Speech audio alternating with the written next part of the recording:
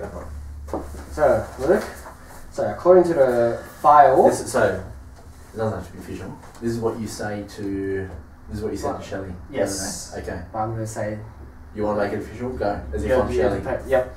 So look, according to the Xray report, it says there's this narrow with the end plate sclerosis with small osteophytes at C5-6 and 6-7.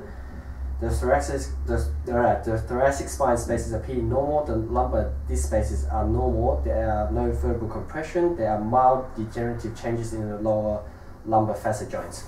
So, the first thing we are going to look at is alignment. Yep. So you've got a pretty straight neck there, Luke. Okay. The bad thing about having a straight neck is you need to hold onto the Xray for a second.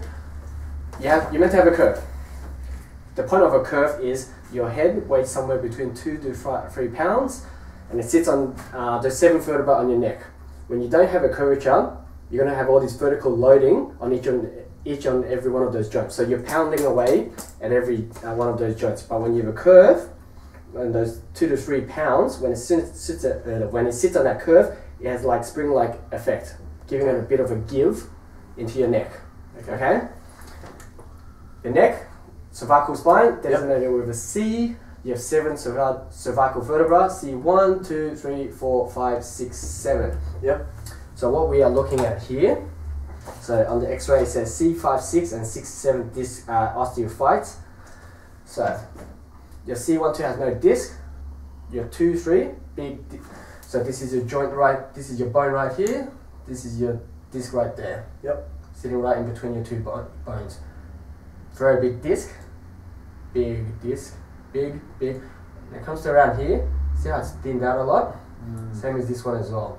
This is what we call sclerosis. So what happens is, as you're pounding away at those joints, you roughen out the edges of those joints. Yep. And over time what happens is it develops all these bone spurs, and the point of the bone spur is that what it feels like, okay, you're pounding away at these joints, we are going to develop bone spurs here to splint that joint, so it no longer moves.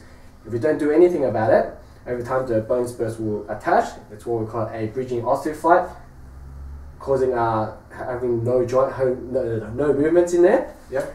And further on, when this gets degenerated, it develops into osteoarthritis. Osteo meaning bone, arth meaning joint. So this is a joint right there.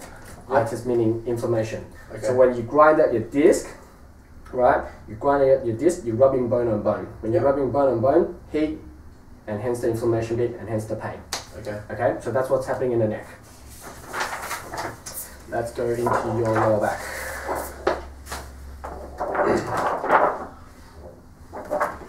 Okay.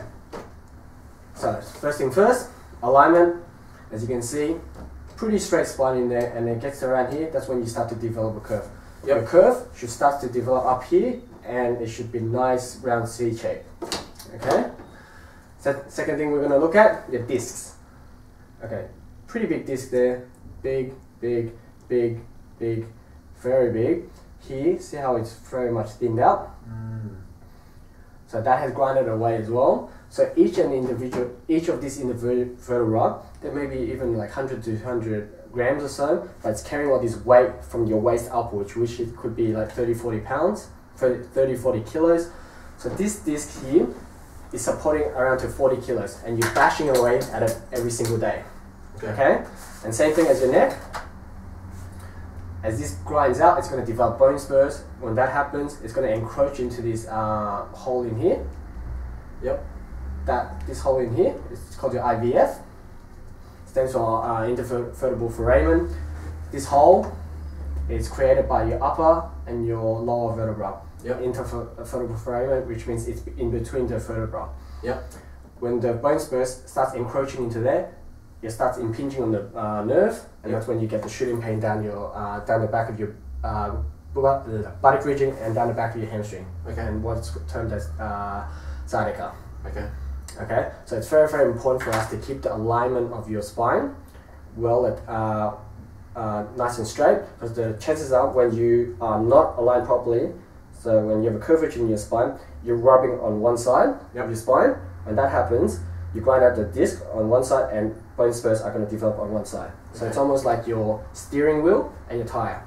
So your steering wheel and your wheel should be straight. When when your wheel starts to lean more towards one side, your wheel will start to wear out more on one side. Yep. So it's very, very important for us to keep your wheel nice and aligned, so the wear and tear is distributed over the entire tire. Okay. Same thing with your spine. Nice alignment, so the wear and tear is going to go through both joints. Yep. Some of this wear and tear, it's inevitable, but we don't want more wear and tear on one side of your body compared to the other side. Okay. Do you have any questions for me? No. Okay, done. That was great.